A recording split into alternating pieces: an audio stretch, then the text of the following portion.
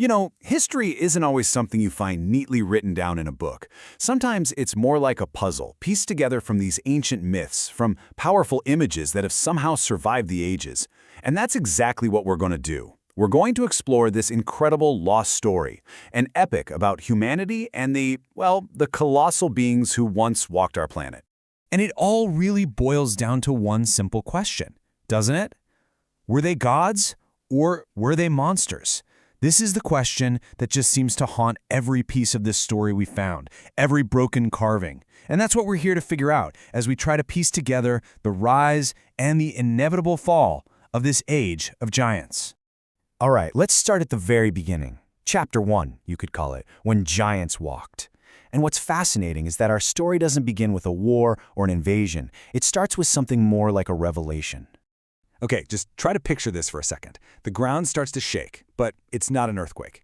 You look to the horizon and you see them.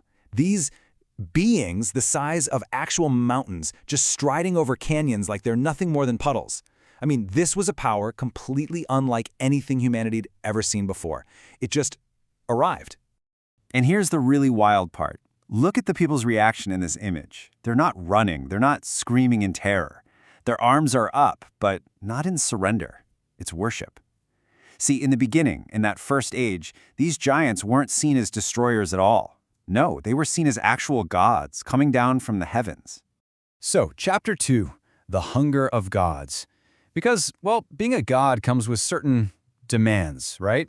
Their presence was never going to be free. And that perfect harmony, that coexistence, it was about to start coming apart at the seams. The deal they had was pretty simple, really, even if it was a little lopsided.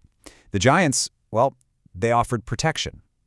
Their very existence was basically a giant shield against any other threat you can imagine. And, in return, humanity had to provide them with food, a tribute, basically. But here's the thing. Gods have appetites. And we're not talking about a big lunch. The appetite of one of these beings was just as huge as they were. I mean, an entire village's harvest for the year? That might be a single meal for one of them. A whole forest? Maybe a light snack. The cost of their protection was getting incredibly high, really fast. And this just became the new normal. You'd work the fields, you'd grow the wheat, but none of it was for you or your family. It all went to them, to your keepers. Humanity basically became zookeepers for their own gods.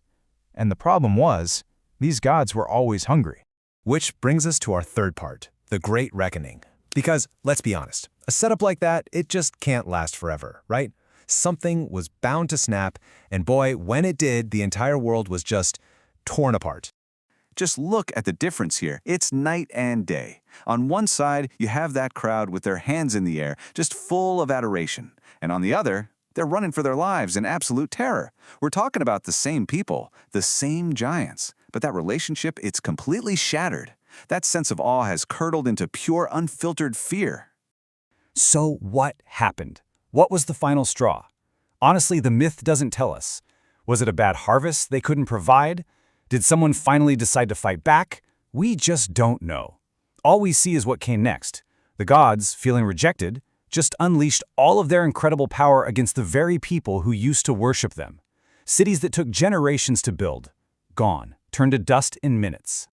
And that was the end of the Age of Gods. A new, much darker age was beginning. And that question we started with, were they gods or monsters? It was about to be answered. And not in a good way.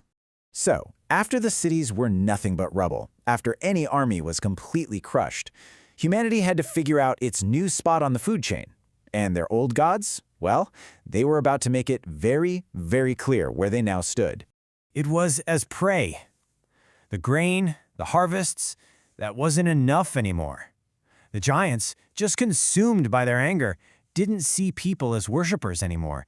They didn't even see them as servants. They saw them as livestock. And right there, our question is answered, isn't it? In the most chilling way possible. They weren't gods. They were monsters. There's this old saying, one of the few things that survived from that time, that I think just says it all. Beneath the shadow of giants, all men are small. And it's true, isn't it? Faced with that kind of overwhelming power, humanity was just reduced. They were forced to hide in the ruins of a world they used to think belonged to them. And that really leaves us with one last thing to think about. I mean, sure, this story is about giants, but the real theme here is timeless. It makes you wonder, right? When any power becomes absolute, is destruction just inevitable? Whether we're talking about a god, a king, a whole nation, does unchecked power always end in ruin? Is that hunger for more just baked into the very nature of power itself? It's definitely something to chew on.